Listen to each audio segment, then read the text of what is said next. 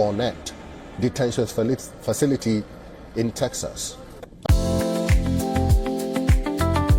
All right, today is a good day. A lot of people are out there celebrating the Easter season.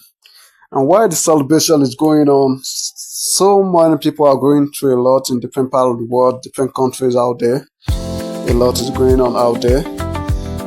This is coming from Ukraine.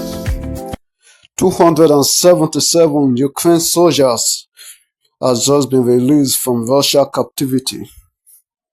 But while we celebrate out here, some people they thank God for their lives, say just release them from captivity and exile. Ukrainian President Volodymyr Zelensky said Saturday 277 Ukrainian soldiers had been returned from Russian captivity, in the war's largest exchange.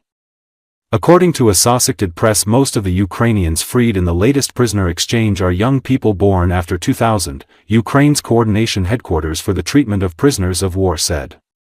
Outside a hospital in Ukraine's northern Chernihiv region, where recently freed prisoners of war were brought after the exchange at the border, dozens of relatives stood waiting.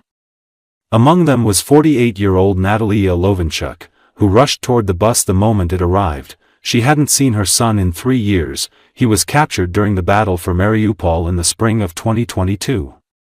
Her son, 23-year-old Ihor Lovinchuk, had lost about 40 kilograms in captivity. "It still doesn't feel real," he said softly.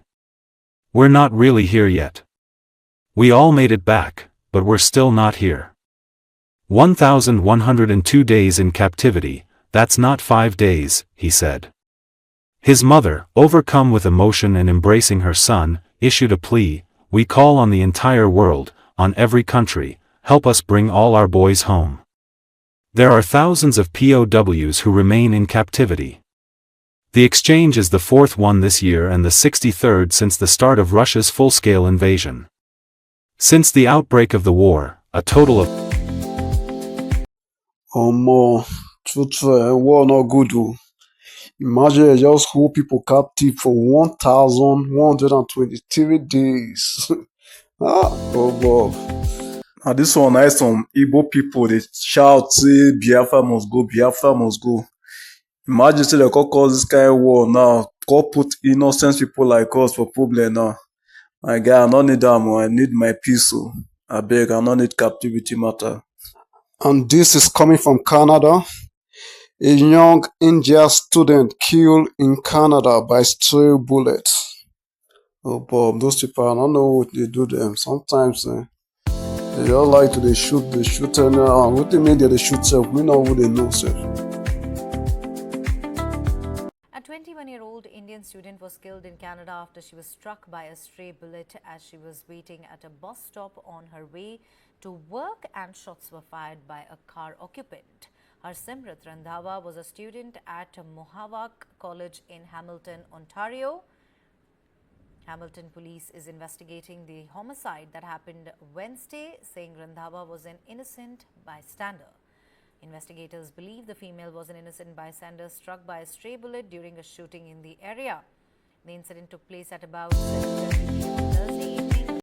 Imagine this kind of fine, innocent young girl. They just end their life like that. And this is coming from US.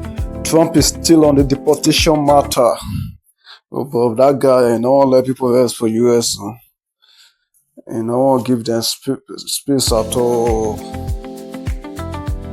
The U.S. Supreme Court has ordered the Trump administration not to deport alleged Venezuelan gang members. This comes after lawyers representing the Venezuelan immigrants urged for the top court's intervention as Trump administration invoked Alien Enemies Act against them. Earlier, an emergency appeal was filed at the High Court by the lawyers who cited an imminent risk of removal of the immigrants from the country without the due judicial process previously mandated by the justices. The latest escalation is centered on dozens of Venezuelans held at the Blue Barnett detention facility in Texas.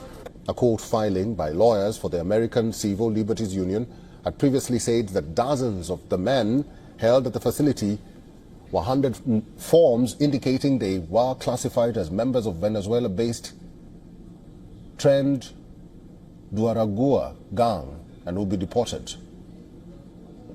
Conservative judges Clarence Thomas and Samuel Alito publicly dissented from the decision that was issued around midnight in a 7-2 verdict. The justices ordered in a brief, unsigned decision directed the government not to remove any member of the class.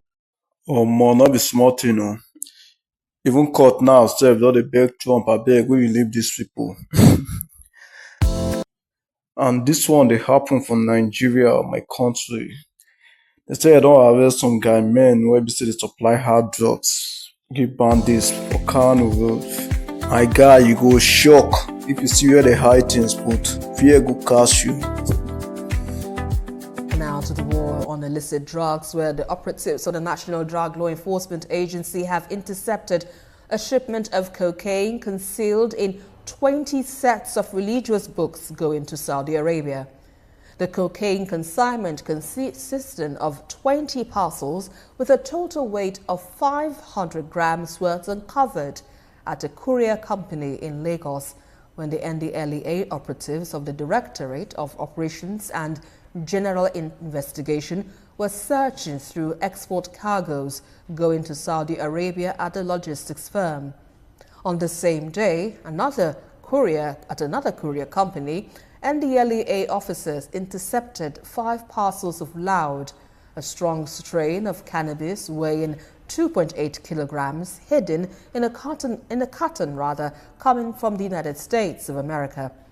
In Kano, a 22-year-old supplier of illicit substances to bandits, Mohammed, has been arrested by the NDLEA operatives on patrol along Beachy Kano Road while heading to Katsina with 277 ampules of Petasuzin injection tied to his tie and private part with sellotape.